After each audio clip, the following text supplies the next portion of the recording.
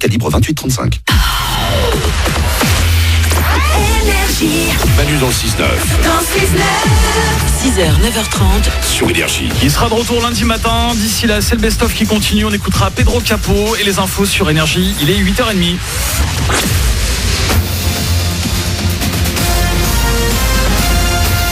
Toute l'actu sur Monaco-Menton avec Frédéric Plat. Bonjour, un peu de brume sur les hauteurs du littoral azuréen ce matin, mais sans doute ensuite des entrées maritimes qui feront de l'ombre sur la mer ce jeudi. Ça va se ressentir un peu au thermomètre avec 15 au plus fort à Monaco, mais jusqu'à 20 sous le soleil de Roquebillière. C'était la météo sur Énergie avec La Trégo, votre restaurant les pieds dans l'eau. Port de Plaisance, Cap d'Aille.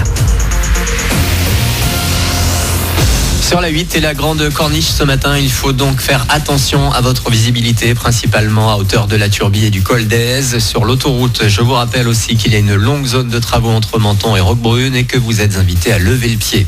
Plus 5 dans les Alpes-Maritimes, plus 238 en France. Le nombre de morts est reparti en hausse sur les routes en janvier. Un léger recul est tout de même constaté sur les axes limités à 80 km/h. Votre orientation également dans l'actu avec 2 journées portes ouvertes. Demain et samedi, c'est l'institution Saint-Joseph à Roquebrune qui vous proposera de découvrir ses particularités. Dès 17 à 20h, vous pourrez en savoir plus sur le lycée et sa réforme, toutes les matières et options. Des conférences seront aussi au programme et on vous parlera également des voyages pédagogiques des États-Unis à la Russie. Eux sont en études supérieures, mais ils n'oublient pas de faire la fête. Les étudiants de l'IUT de Menton, comme tous les ans, ils s'investissent dans la fête du citron et ce dimanche, ils seront du dernier corso de cette édition 2019. Ça leur demande pas mal de boulot, de préparation. Avant Noël, on commence. 4 jours par semaine. Après, on a commencé il y a bien longtemps. Déjà début septembre, on nous a prévenus de commencer à réfléchir, de commencer à faire des groupes.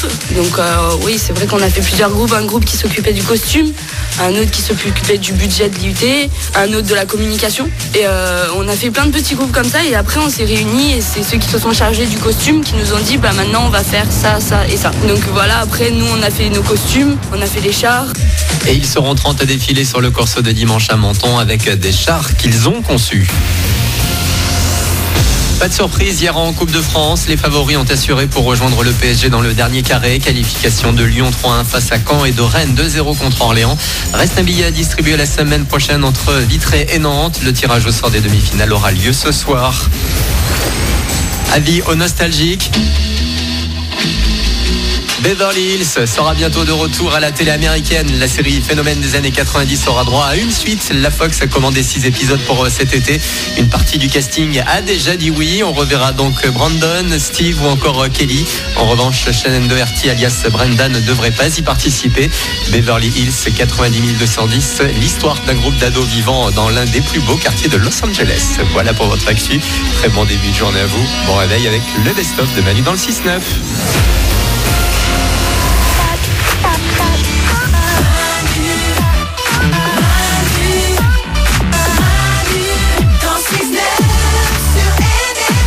Bon courage évidemment si vous partez bosser, si c'est les vacances, la zone A, zone C, profitez sous la couette. Vacances aussi pour Manu et ses ouin-ouin, ils sont de retour lundi matin. Et nous jusqu'à 9h30, on se fait plaisir avec le meilleur de l'émission. Il y aura les sondages du jour comme chaque matin, ça arrive à 8h40. Pedro Capó, Dean Lewis et juste avant sur Énergie, voici la suite de ce best-of.